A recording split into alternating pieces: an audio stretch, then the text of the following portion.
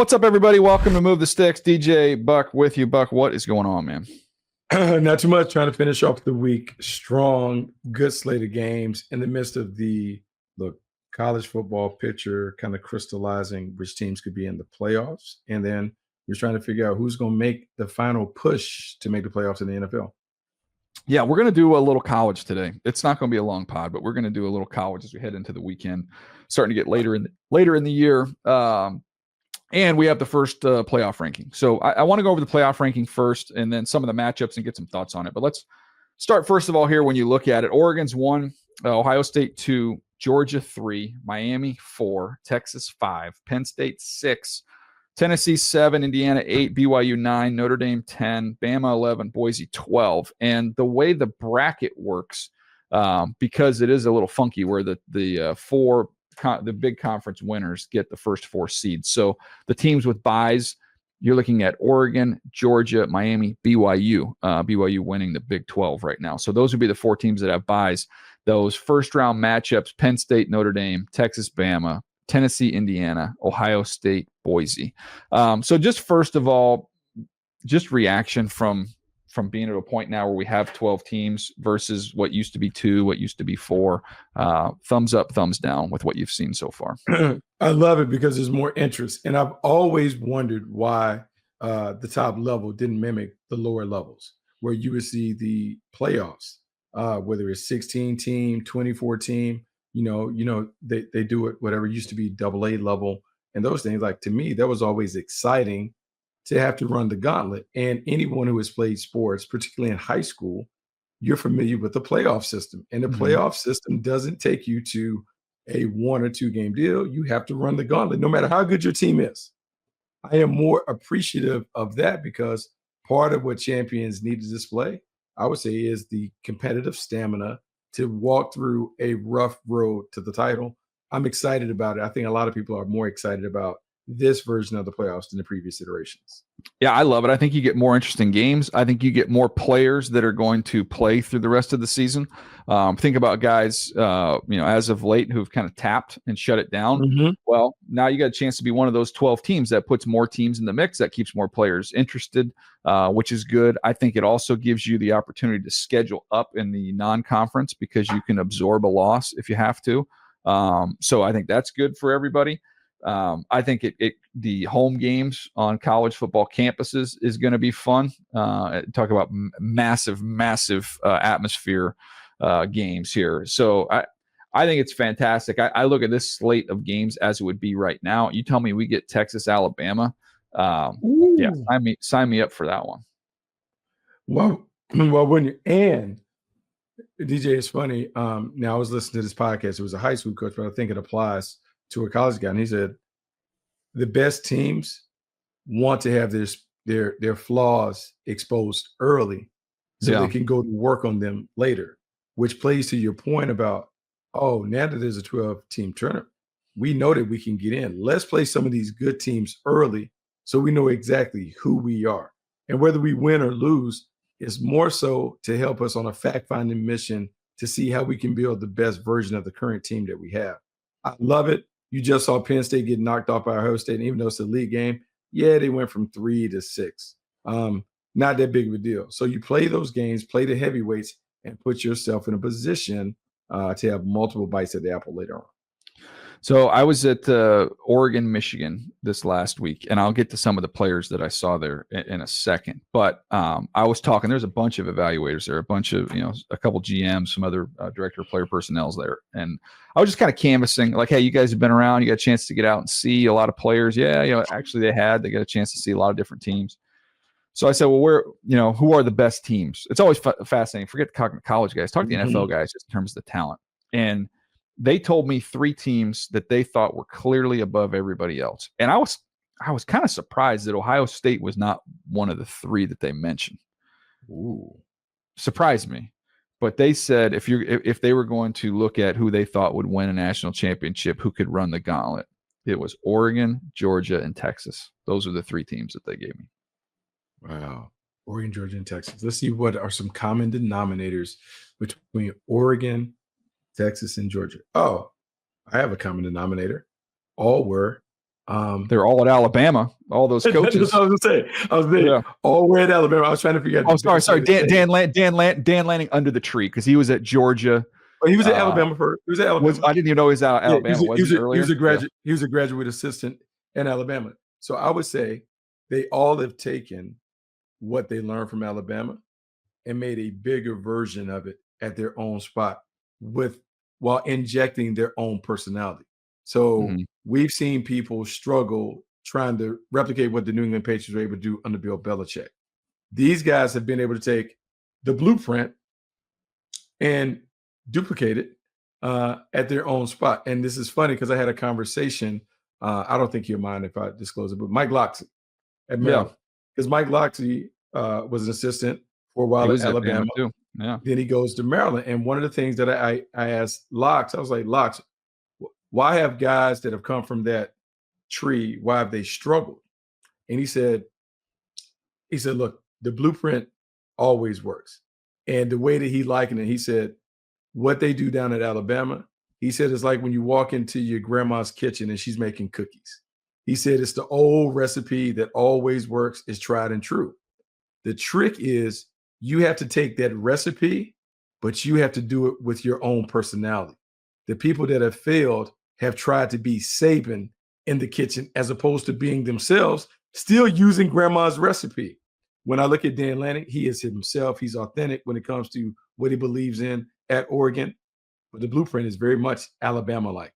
When I think about Sark at Texas compared to what he was at SC and Washington, the blueprint is Alabama's, but he's very confident in who he is or whatever. And then Kirby Smart at Georgia, he has taken the blueprint, and I would say he has put it on 10 in terms of infusing his competitive, feisty personality while utilizing the same blueprint that helped Alabama become successful. The blueprint works. Talented players, working hard, selfless, doing all those things. You do all those things, you can win a ton of games. So I'm just looking at these teams in the top, right?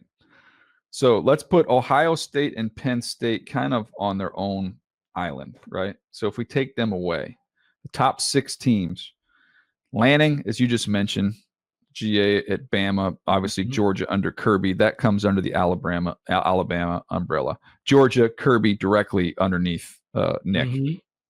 4 is Miami, Cristobal. Miami. Alabama. He's told us on the show. Yeah. Yeah. So, I mean, we just had that conversation. He's under that same umbrella. Sark, number 5, Texas, offensive coordinator at Alabama. So you're looking at what, 4 of the top 5 teams, all with the same lineage, and even 8, Indiana. He spent time at Alabama.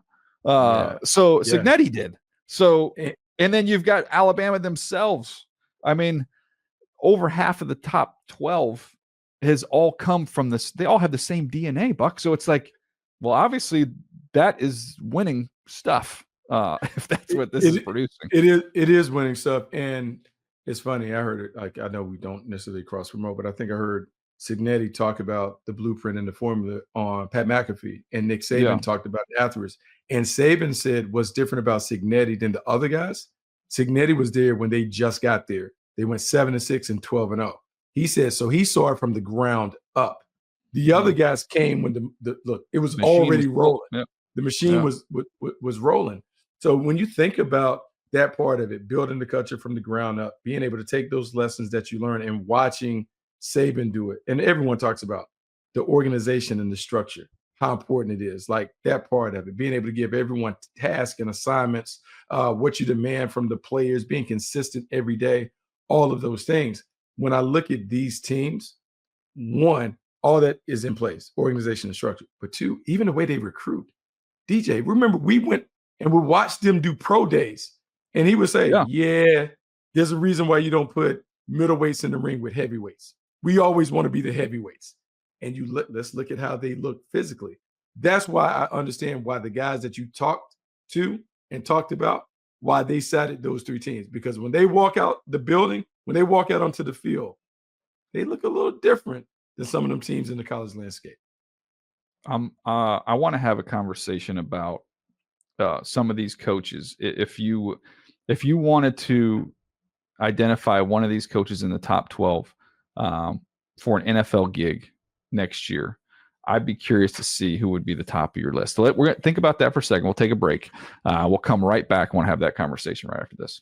All right, Buck, I'm going to give you the list of the names here. And it's the reason I want to do this exercise is because in talking to people connected to a lot of these coaches, right? I'll just be totally transparent about it. You talk to a lot of the agents that represent these guys. And I said, okay, like what are at this point in time, they were like, oh, is a Florida job going to come open? And this morning, yesterday morning, it came out that Billy Napier is going to be back. Scott Strickland, the athletic director of Florida, announced that Billy Napier is going to be back. It sounds like a lot of these colleges are not so willing to chuck all this money away and just be paying people not to work there anymore. And I think a lot of that's because they've had to stretch themselves with NIL and all the money that's been infused into their football programs, which I think is good. Give guys time to build. But when this conversation was taking place, I said, okay, some of these, if some of these top jobs pop open, would this coach or that coach? And it was interesting. He rattled off a bunch of these top guys and said they're more interested in the NFL now.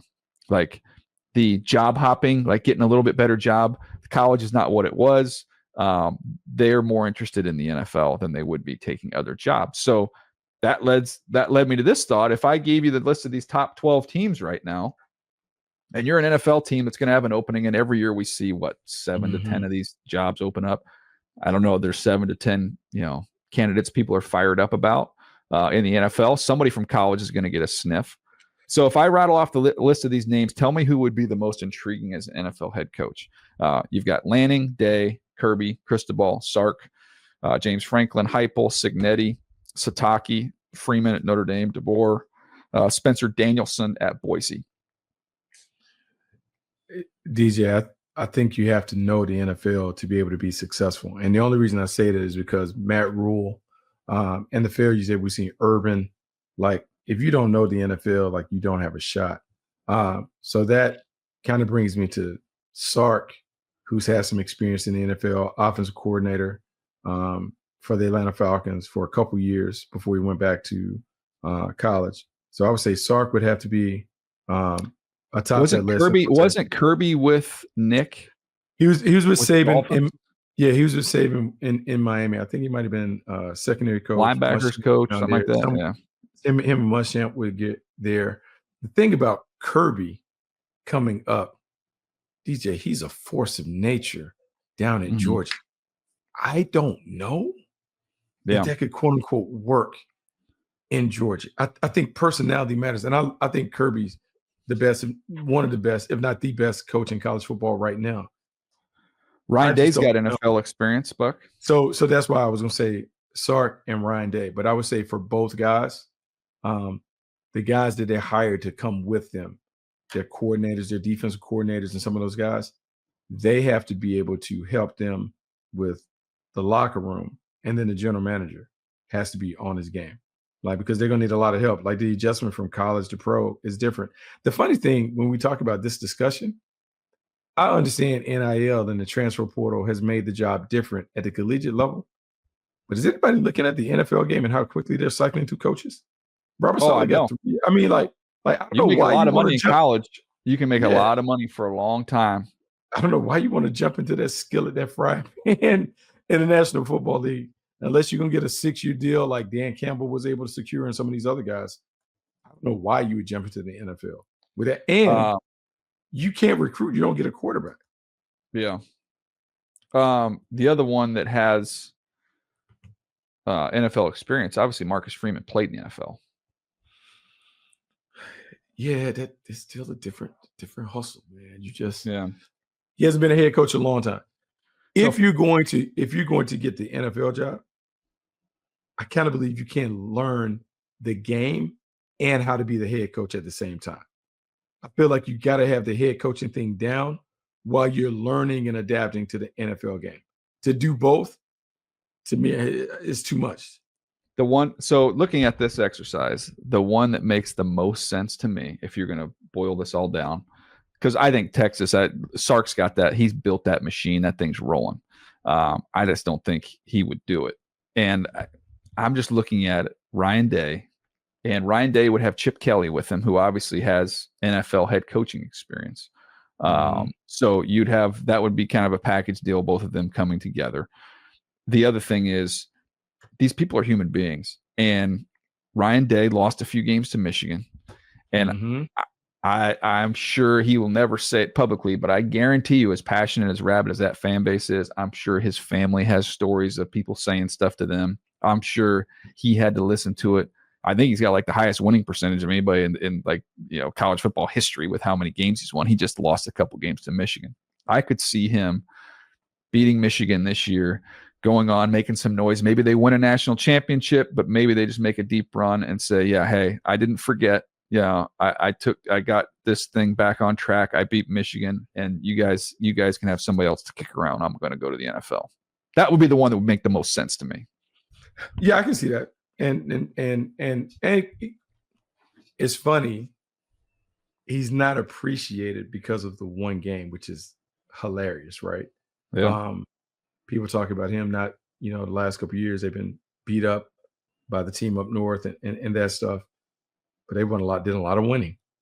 I mean, a lot of winning. He's really good with quarterbacks and those things. That might be intriguing. And he's kind of gone down that road before, I think, with some jobs or whatever. So it wouldn't be a surprise to see him kind of get to it and be like, you know what? You guys can have the Ohio State job. I'm ready to bounce. Yeah. Yeah. Hey, maybe the other one is Cignetti, because they've got, he's got NFL coaching experience. Cignetti does. Now, he's not young, but God darn, 62. The guy just wins, man. He just wins. He does. He is so cocky. He is so funny. But like, I love it. I don't think you tiptoe into that. Yeah, I don't. And this is like, I'll give you the crossover there. So he is. Let me just pull up. I'm pulling up his bio here of where all he's been, because he is coached at. He is. Was he with the Steelers? Is that where he was? Let me see. Indiana. Or was he just at the University of Pittsburgh? I thought he had. No, maybe it's his brother that has NFL coaching experience. I think so. Now there are some other names. His dad and his brother. Yeah. There definitely been some names. But anyways, he's been around forever. The guy has one. But I was thinking of him, and you were talking about like being cocky, and you don't take down the Giants. Like I'm doing Charger games, and I know Jim Harbaugh is not going to say this on the record like maybe he would have when he was younger, when he was at Stanford. Yep. But like, you don't come in there. It's like the Brian Billick thing, right? You don't tiptoe into you don't tiptoe in there. You grab the spear and say, "Where is the blankety blank?" Like, I've seen it in baseball with the Padres. People go, "The Padres are so cocky." I'm like, yeah, you're not going to respect your way to beating the Dodgers. Like, they're the king of the mountain, the top of the hill. Like, you have to have kind of a screw you mentality. A little bit. There's definitely something to that, as long as it's authentic and that's your personality. He does have that, though. He does not mess around. When he said all that at Assembly Hall, I was like, what? Oh, yeah, we're going to be Ohio State, Michigan. We're going to get him. But he has said it, and listening to him, he said, I've done this thing a few times. I kind of know what it takes to kind of get it done. DJ, there's 9-0. We got Red. I know. We have Red wearing Indiana hats every day. Every time we see him on the podcast. So, look, who am I to say that he can't do it? It'll be interesting to see how many people call. But there's definitely going to be a trickle up thing from the college game to the pro game, because people are growing tired of dealing with high school kids and college kids when it comes to NIL, the transfer portal, and the amount of money that's being exchanged in a pay for play situation that doesn't have a salary cap. I almost wonder too, if this had existed, let's say 10 years ago, don't you think that like the coaches that retired, and I'm talking about Coach K, I'm talking about Saban, guys like that have walked away, they would have just gone to the NFL or the NBA 10 years ago. Oh, yeah, that would have happened. They've been gone. Like whatever Coach K was offered, whether it was the Lake, I think it was the Lakers. Oh, he got offered a ton of money. Yeah. I mean, yeah, he would have went on to take and built a program that was similar to that. The funny thing is, in all these situations, like we're talking about building a program. And what coaches would like to do is build a program. The college game now is about building a team. And the difference is a team is for 1 year. A program is what you're building over the long haul. And it's so hard to keep building a new team every Yeah, it's year with all of exhausting. Yeah. yeah. I mean, it basically you're in free agency every year trying to overhaul your entire team. Man, that is a lot to do. You would like to not always have to go back to step one, Mhm. to start the process all the way over. A couple thoughts on that game that I was at real quick before we move on. Michigan, the 2D tackles are outstanding. Mason Graham is really good. He's got, we talked about him a little earlier in the week, short arms, but he's just really explosive. Golly, I mean, he actually looked he plays like Christian Wilkins played at Clemson. They're not the same guy, but he's got some torque and some power like that. You got Kenneth Grant, who's next to him, who's massive. You can see him growing into, as a player. Hopefully, he's going to turn into somebody like Dexter. Like he's got that. He's 345 pounds or whatever he is, and he's not fat. He can really move. Very interesting. The tight end Loveland is going to be probably an F. Just kind of move him around and real athletic, kind of that in that same vein as kind of Bowers. Not as good as Bowers. But that role, how they use him, flex him out, split him out, can do a lot of different things with him. Good player. Will Johnson did not play, so didn't get a chance to see him. A little disappointed about that, but I'm excited about him, watching the tape on him. And then on the Oregon side, their front seven is big. It's impressive.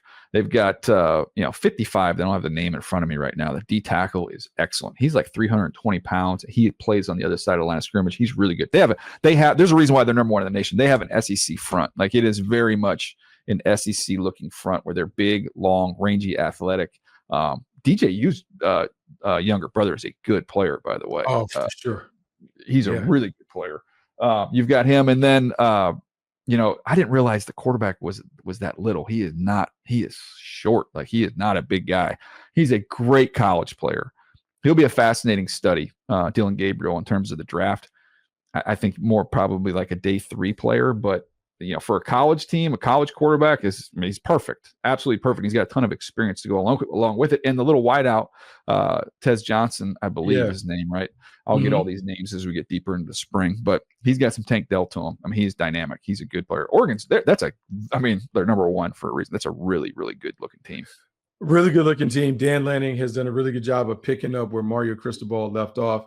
I go back to when Cristobal, not the most recent episode, but he's come on before, and he talked about building that team in Oregon and how he modeled the team after those SEC teams that were dominate when he was at Alabama. Lanning coming from the SEC, knowing the landscape, knowing what you have to do to be able to win in that league also sets you up for success for national titles. They've done that. You talk about just the way this team looks physically. They've changed. Tosh Lupoi being the defense coordinator, but also an outstanding recruiter.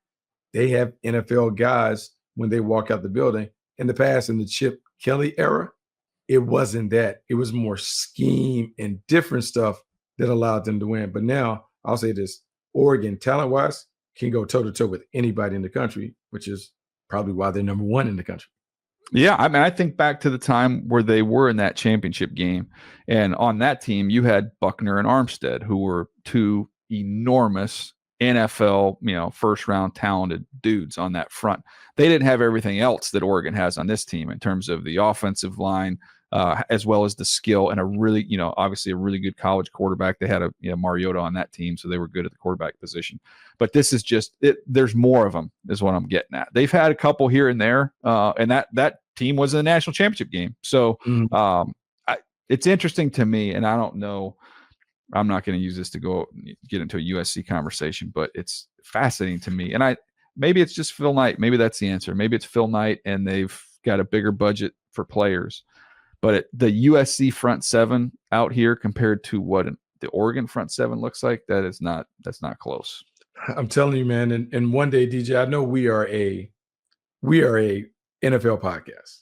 However, much like we go up under the hood, I would love one day to have a discussion to go up under the hood and just see what we would do if we could fix USC. Because the fact that the Trojans are not in that conversation with all of the resources and things that they have available to them, not only in LA, but in Southern California, to me is mind blowing. One day, maybe we put that on the slate to fix the Southern Cal Trojans. Down the line, we'll have that conversation. I mentioned it's a quick one today, Buck. Anything else? Any other thoughts before we get out of here? Nah, man, just looking forward to the weekend. Some good games on both sides, and we'll get back with you guys next Monday when we recap the action. What was it, week 10? Week 10 of the NFL? Yeah, something like that. Let's go with week 10. All right, that's going to do it for us. Appreciate you guys. We'll see you next time right here on Move the Sticks.